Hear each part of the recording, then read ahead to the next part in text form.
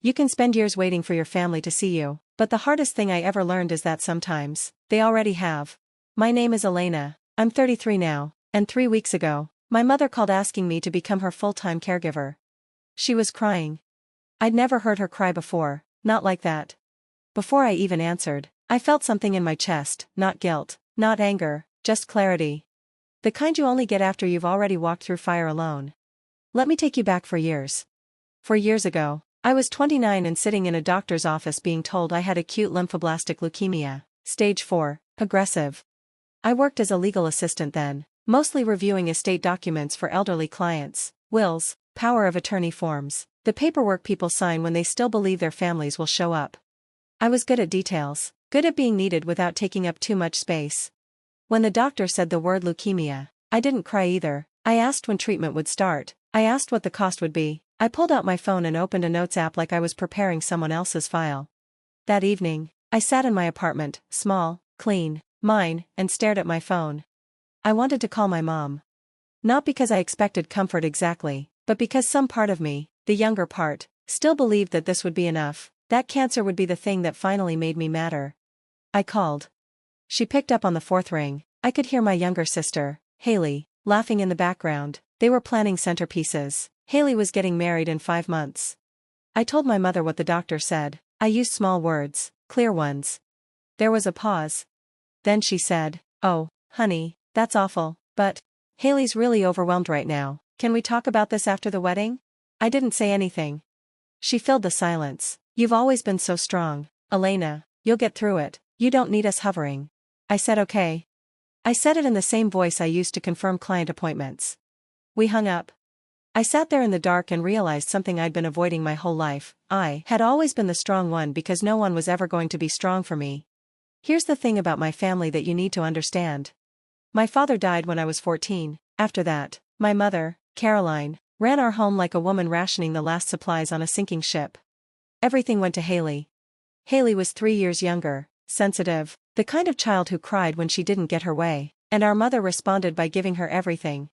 When Haley wanted to go to a private college, my mother took out loans and paid them herself. When I wanted to go, I was told it would build character to do it on my own. By the time I was 29, I'd nearly finished paying off my student debt.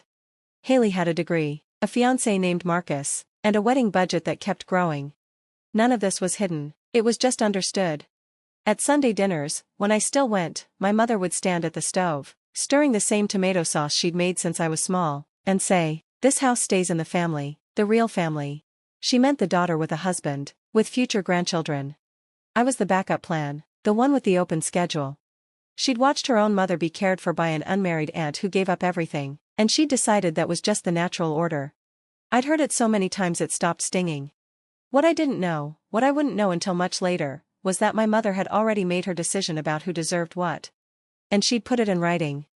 The treatment started 2 weeks after that phone call. 6 months of chemotherapy, twice a week at first, then weekly. I drove myself to every appointment. The infusion center was on the 5th floor of a hospital that smelled like disinfectant and burnt coffee, rows of recliners, for poles, strangers with blankets over their laps. Most people brought someone. A spouse, a child, a friend. I brought my laptop. I answered emails between doses, reviewed documents, billed hours, told myself I was fine. A nurse named Phyllis noticed after the 3rd session. She brought me a heated blanket without asking, scratchy, pale blue, standard issue, and tucked it around my shoulders. "You here alone again?" I nodded. She didn't say anything, just patted my arm and left the blanket. I kept that blanket on my lap through every session after that. It became the only consistent comfort I had. Phyllis never made me explain. She just showed up, adjusted my fore, asked if I needed water, sat with me when the nausea got bad. She was a stranger. And she was kinder to me than my own family. The wedding happened without me. Not because I didn't want to go, I did, at first. But 3 days before, my mother called. Her voice had that careful, apologetic tone she used when she was about to ask for something unreasonable. "Elena, you understand this is Haley's day, right?" I waited. "You've lost a lot of weight, and your hair." I'd lost my hair by then. I'd been wearing a soft cotton cap.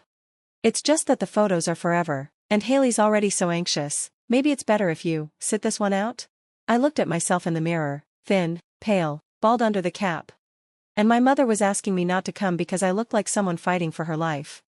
I said, okay. I didn't go. I stayed home that weekend and realized something: they hadn't just excluded me.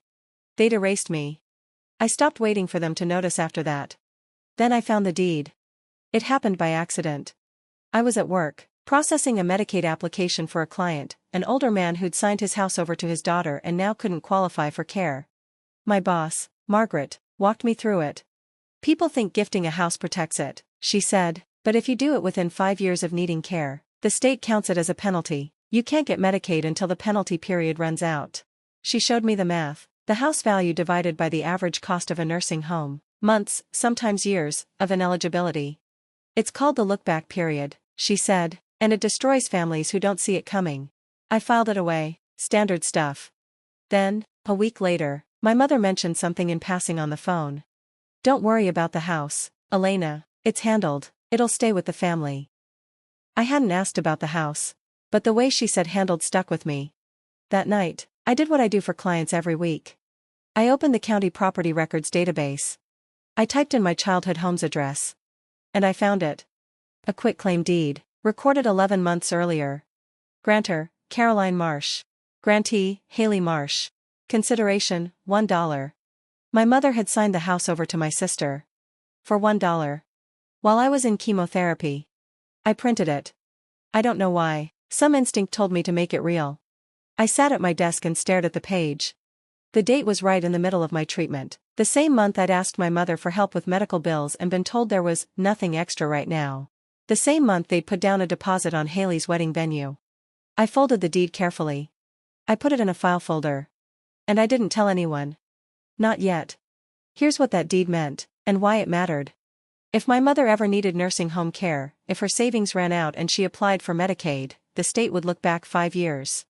They'd see that house transfer. $310,000, given away for $1. They'd divide that by the average monthly cost of care in our state, about $11,000. That's 28 months. 28 months of ineligibility. Which meant someone would have to pay out of pocket, or Haley would have to deed the house back. The person holding the asset was the only one who could fix it. Not me. I didn't inherit anything. I was just the daughter they forgot about. I got better, slowly. After 6 months, my scans came back clear. Phyllis hugged me in the infusion center. I cried for the first time in months. I kept working, kept living, kept the blue blanket folded on my couch. I didn't talk to my family much. A text on birthdays, a polite emoji in the group chat. I built a life they knew nothing about. And I waited. Not for revenge. Just for the math to come due. The call came 3 weeks ago. My mother had a stroke. She needed help, daily care, someone to move in. You've always been the strong one, she said through tears. I didn't answer right away. I thought about the deed in my file cabinet. I thought about the 6 months I spent alone. And I thought about Phyllis, the stranger who stayed. Then I said, I'll think about it. Haley called the next day. You work from home half the time, you're single, it makes sense for you to move in with Mom. I asked why she couldn't do it. I have Marcus, I have the baby on the way, I have a life, Elena. There it was again. The assumption that my life, because it was unmarried, because it was quiet, was available for them to spend. I let her finish. Then I said, we should talk about the house. Silence. What house? The one Mom signed over to you, for $1, while I had cancer. More silence. If Mom applies for Medicaid, that transfer is going to be a problem, a 28-month penalty. Actually, someone's going to have to pay for her care, or you're going to have to give the house back. I wasn't cruel. I was just clear.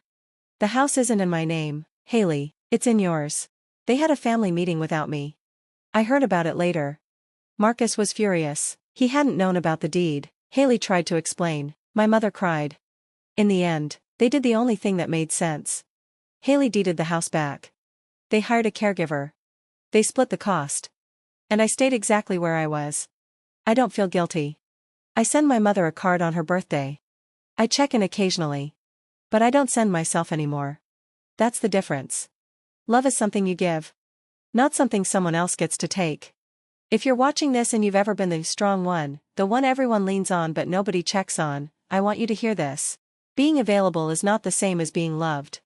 And you don't owe your body, your time, or your life to people who wouldn't sit with you in your worst moment. I learned that in a chemo chair with a stranger's blanket and a nurse who remembered my name. Family isn't who shares your blood. It's who shows up when you're losing your hair. Drop a comment if this hit home, share it if you know someone who needs to hear it, and subscribe, because I'm not done telling quiet truths yet.